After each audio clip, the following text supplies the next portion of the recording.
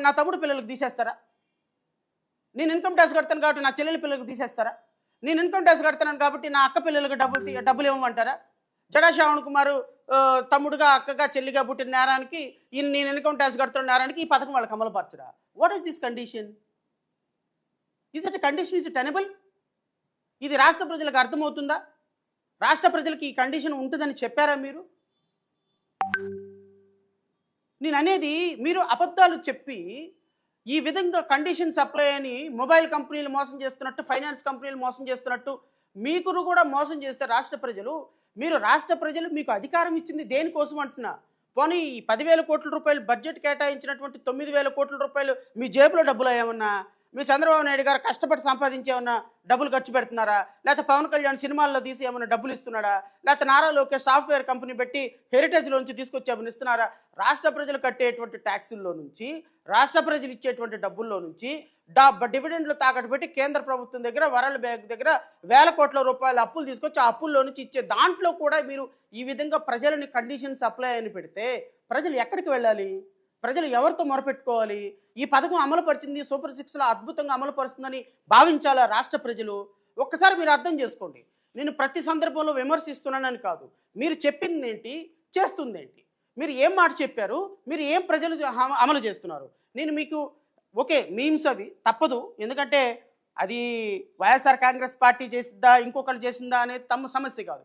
Memes చూపిస్తున్న సందర్భం ఎందుకంటే రాష్ట్ర ప్రజలకి మీరు ఇచ్చినటువంటి హామీలను ఆధారాలతో మాట్లాడాలి.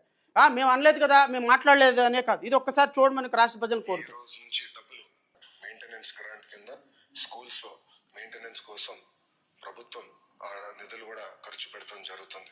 మిమ్మల్ని ఎక్కడో చూసినట్టుందండి. అమ్మఒడి ఇస్తాడు, ఏకంగా టాయిలెట్ మెయింటెనెన్స్, ఇతర మెయింటెనెన్స్ అని అమ్మఒడి నుంచి డబ్బులు లాగేస్తున్నాడు ఈ సైకో జగన్. 13,000 రూపాయలు తల్లి అకౌంట్ లో పడుతుంది, 2,000 రూపాయలు మెయింటెనెన్స్ గ్రాంట్ కింద అమ్మఒడి ఇస్తాడు, ఏకంగా టాయిలెట్ మెయింటెనెన్స్, ఇతర మెయింటెనెన్స్ అని అమ్మఒడి నుంచి డబ్బులు లాగేస్తున్నాడు ఈ గత ప్రభుత్వం 15,000 అని చెప్పి 14,000 ఇస్తే సైకోలు లేకపోతే ఇంకోటి అన్నారు కదా. నేను ఇప్పుడు అడుగుతున్నా నారా లోకేష్ని, మరి మిమ్మల్ని ఏ పేరుతో పిలవాలి? ఇప్పుడు మీరేం 15,000 అన్నారు, 15,000 నుంచి 13,000 ఎలిమినేట్ చేసి 2,000 రూపాయలు ఇక్కడ కూడా ఇచ్చారు. ఇదే an amount of ₹2,000 per each student shall be deducted at source from the beneficiary and utilized for the overall development of educational ecosystem in the state.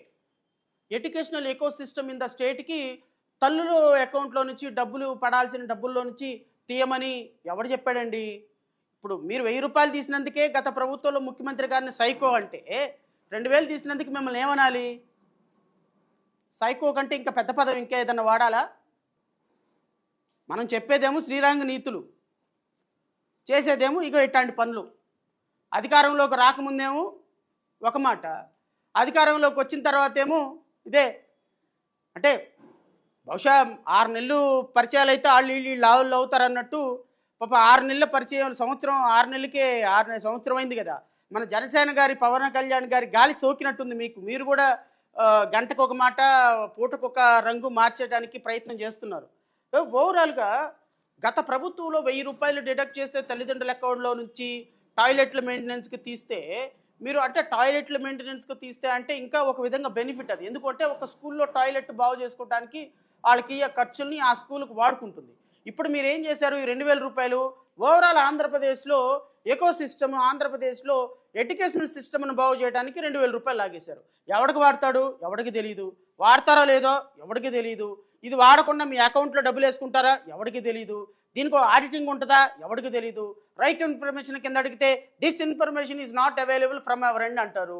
మళ్ళీ మా తగుదనమ్మా అని మీ హోమ్ మినిస్టర్ వచ్చేసి అడగండి ఆర్టీఏ మీద ఇవ్వటానికి రెడీగా ఉన్నాం, మా ప్రభుత్వం చంద్రబాబు నాయుడు గారి ప్రభుత్వం రామరాజ్యం, మా రాజ్యంలో మర్డర్లు ఉండవు, రేపులు ఉండవు అని మాట్లాడతారు. రైట్ ఇన్ఫర్మేషన్ కింద అడగరు, చెప్పింది చెయ్యరు, చేసింది చెప్పరు, చెప్పేది చెయ్యరు. ఏం చెప్తున్నారో అర్థం కాదు. అర్థమైతే మాట్లాడటానికి లేదు, మాట్లాడితే కేసులు పెడతారు, కేసులు పెట్టి లోపలేస్తారు. అదేమనంటే రెడ్ బుక్ రాజ్యాంగం అంటారు. నేను అనేది